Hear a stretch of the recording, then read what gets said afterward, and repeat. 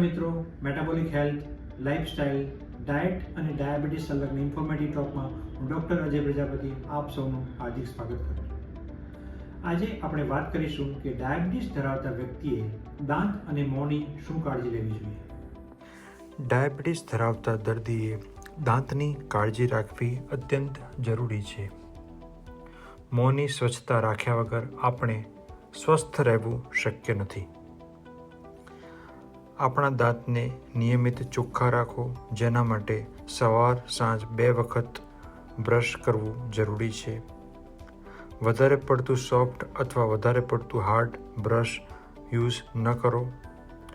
વધુ જોર દઈને બ્રશ ન કરો। દર 3 થી 4 મહિને ટૂથબ્રશ બદલી લો।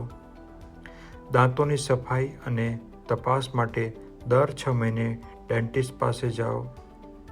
મોંમાં લાલાશ દેખાય, પરુ આવે, દુર્ગંધ આવે, ચાંદી પડે, દુખાવો થાય, આવી કોઈ પણ નિશાનીઓ વિશે તુરંત ડેન્ટિસ્ટને જાણ કરો।